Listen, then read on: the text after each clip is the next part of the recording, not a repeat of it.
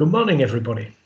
The title of my talk today is 21st Century Cyberpunk Frankensteins, Two Filmic Explorations of Synthetic Posthuman Identities. Although Mary Shelley's novel The Last Man is perhaps more obviously a work of dystopian fiction, I would like to argue that her most celebrated cautionary tale, Frankenstein, has become increasingly reinterpreted through the lens of cyberpunk.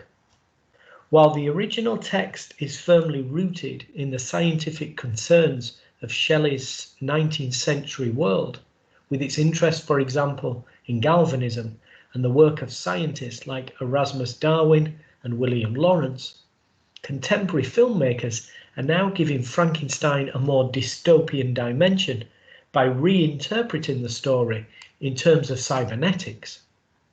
I think it's worth saying that despite being first published just over 200 years ago, a debut novel that was written by a teenager, Frankenstein has had a truly remarkable cultural impact.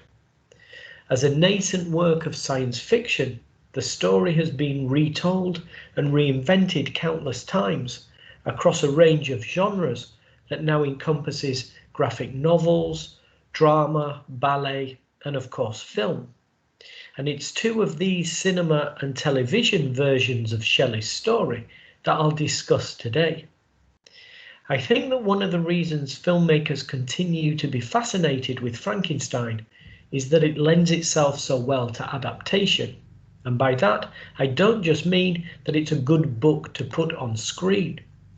Frankenstein is a story about mutability, the way in which Victor reinvents the human form through the body of the creature. And it's this emphasis on the protean nature of the human being, our physical impermanence, that has inspired modern filmmakers to rewrite Frankenstein again for 21st century audiences.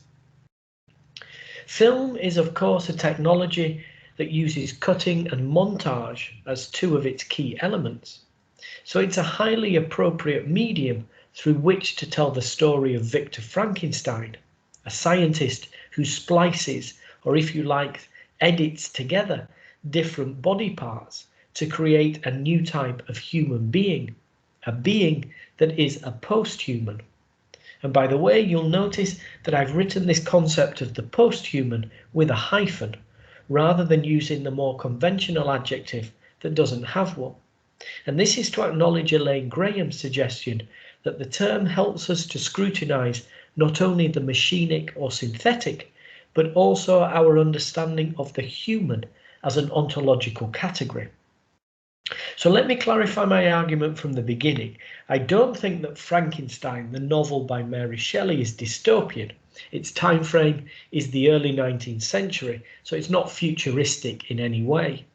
And although it deals with technology, Victor's use of science to create his creature, if anything, his science is initially backward rather than forward-looking, as he's inspired by the old-fashioned alchemical texts of Cornelius Agrippa and Albertus Magnus. In actual fact, we never really discover how Victor creates his creature, because Shelley is not that interested in the technological possibilities on which her story is based. She's more concerned with the effect rather than the cause. But in the 21st century, with our ever-increasing knowledge of genetic engineering, synthetic biology, and artificial intelligence, filmmakers have used the Frankenstein story as a mirror through which we can recognise ourselves, our anxieties perhaps about living on the thin divide between technophilia and technophobia. So the Frankenstein universe has become more dystopian over time because it has the ability to encapsulate our fears about how the science fiction of the past is increasingly becoming science fact. It allows us to interrogate the impact that near-futuristic technologies could have on our lives. So today I'm going to talk about two contemporary Frankenstein films that were made in 2007 and 2015. In doing so, I want to explore how, by using the concept of dystopian fiction, we can better understand these stories as representational hypotheses that reflect, refract, or anticipate the bioscience of the near future. These films are highly referential, as they both include visual, thematic, and character-based references to previous literary and cinema versions of the Frankenstein story. And it's this intertextuality with other popular cultural texts that is, of course, one of the hallmarks of the cyberpunk genre. It's this idea that motivates the version of Frankenstein made by cult filmmaker Bernard Rose in 2015. For those of you who are fans of horror movies, he's the guy who made Candyman in the early 90s. Rose has stated that he wanted to point out the currency of Shelley's idea. She intuited at the very beginning of the scientific era that the purpose of science would be to create consciousness.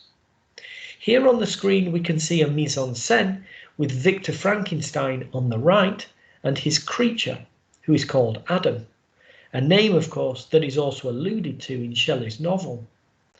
This scene takes place shortly after Adam's birth, and what is perhaps most striking here is his appearance.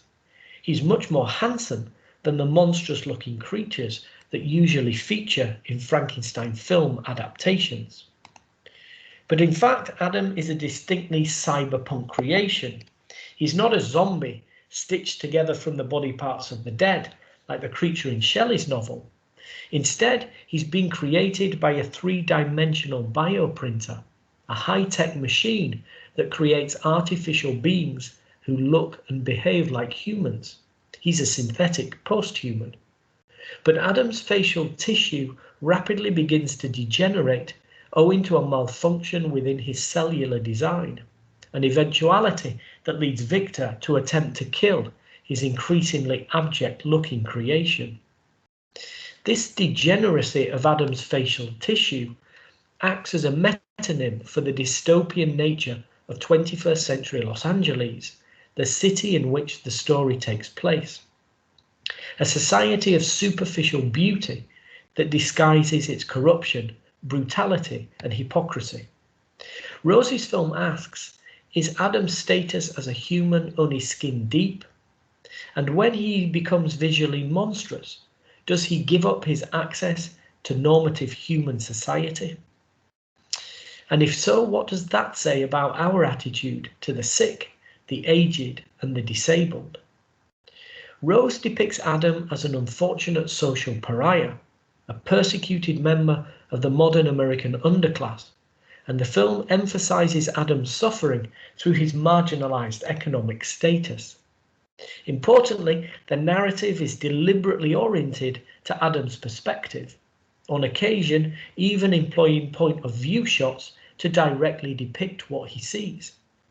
This technique effectively engineers our compassion for the injustices that we witness him endure.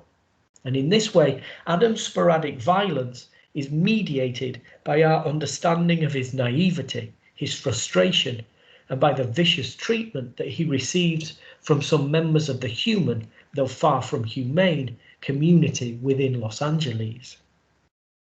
Adam's destitution, his scavenging for food, and the ragged clothes that he wears, all elements of the creature's experience that are found in Shelley's novel, function intertextually in Rose's Frankenstein to represent the suffering of the homeless on the streets of modern-day Los Angeles.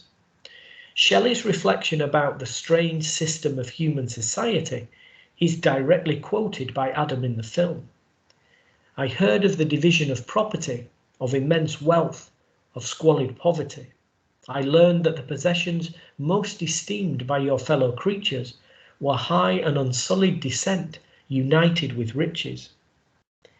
Spoken during a scene in which Adam observes two prostitutes stepping into the expensive car of a wealthy man, the film contrasts the physical and existential suffering that Adam's disfigurement provokes with the moral bankruptcy of the socially privileged, including Victor, whose compassionate attitude towards his creation evaporates when Adam's physical deformity emerges.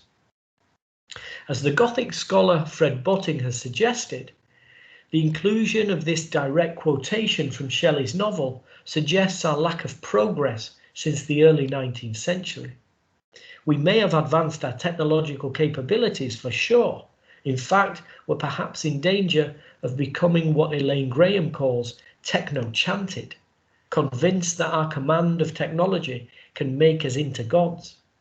But we haven't yet fully exploited our technology to eradicate poverty or to alleviate the suffering of those who most need our help. Rose's adaptation begins and ends in Victor's laboratory. Visually, this location is the most obvious cyberpunk element in the film, with its display of high-tech scientific paraphernalia. But Rose's Frankenstein also uses the idea of Los Angeles as a near-futuristic dystopia to suggest how we could lose those values that we most often regard as being distinctively human: compassion, empathy, and love. Unlike the typical cyberpunk hero who is empowered by technology, Adam is unable to transcend the limitations of his degenerate body. As a synthetic posthuman, therefore, he not only problematizes our belief in the transcendent nature of technology, but also our understanding of the human being as a species. And this notion is also played out in Jed Mercurio's British adaptation of Frankenstein that was broadcast on the public access television network ITV in 2007. Taking place in an unspecified near future or parallel contemporary universe, the story focuses on Victoria Frankenstein, a female stem cell biologist. Now, I'm not really going to comment much today on this change to Frankenstein's gender from Victor to Victoria, but suffice to say that it indicates one way in which Mercurio's adaptation complicates the putative boundaries of identity and species. While most of Rose's film occurred in the urban landscape of Los Angeles, Mercurio's Frankenstein takes place predominantly in vast high-tech laboratories. Victoria is the lead scientist on the secretive Universal Xenograph project, a project which is involved in DNA ligation, the process by which body organs can be genetically engineered for human transplants.